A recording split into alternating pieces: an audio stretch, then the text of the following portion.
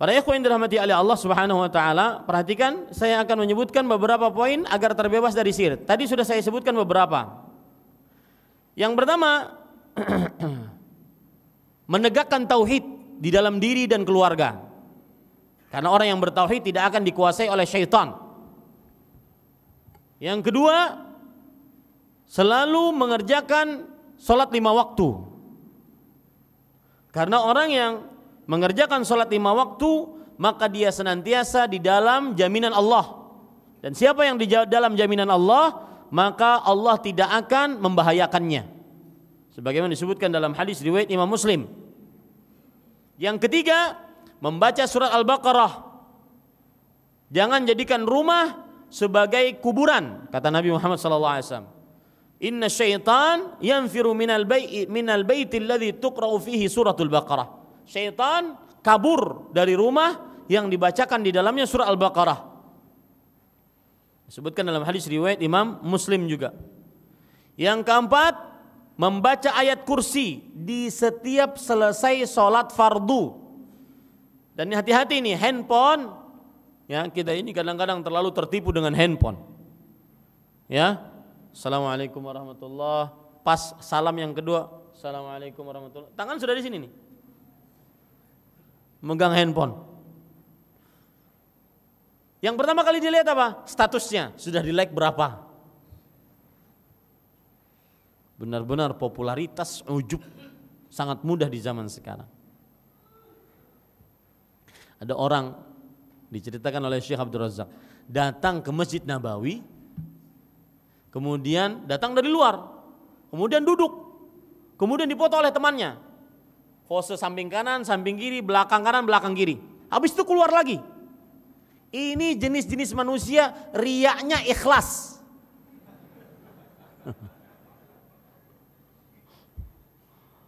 Datang ke Masjid Nabawi bukannya sholat, cuma ingin foto doang, habis itu keluar. Subhanallah. Ya. Man qara'a ayat al-kursi dubura kulli salatin maktubah lam yamna'hu min dukhulil jannah illal maut. Barang siapa yang membaca surat ayat kursi di setiap kali setelah selesai sholat yang wajib, maka tidak akan menahannya masuk surga kecuali kematian. Membaca ayat kursi juga yang keenam, yaitu tatkala mau tidur. Dalam hadis yang diriwayatkan oleh Imam Bukhari dari Abu Hurairah radhiyallahu an, Rasulullah SAW bersabda, "Idza awaita ila firashik faqra ayat al-kursi, fa innahu la yazalu 'alaika minallahi hafiz wa la yaqrabuka syaitanun hatta tusbih. Fa khulli sabiluh."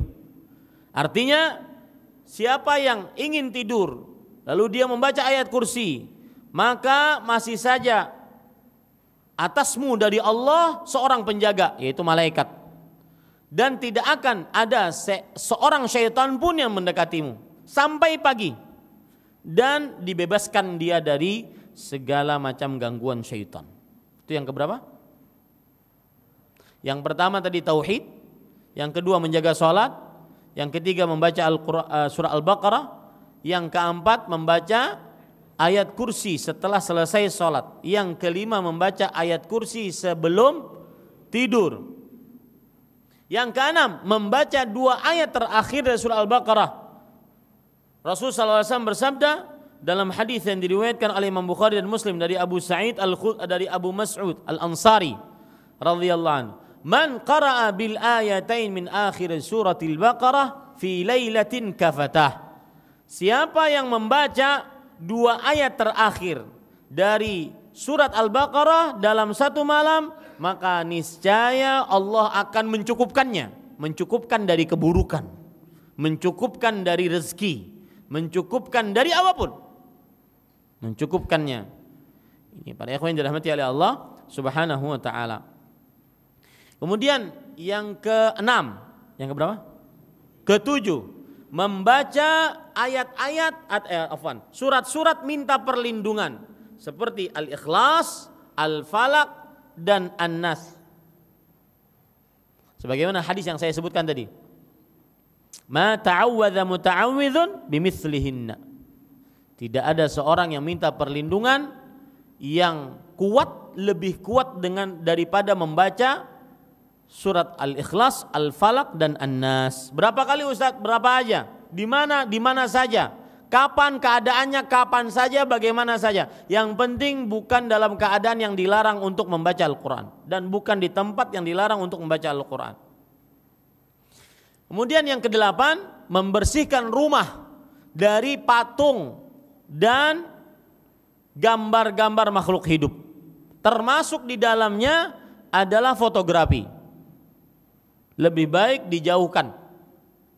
Saya katakan lebih baik dijauhkan.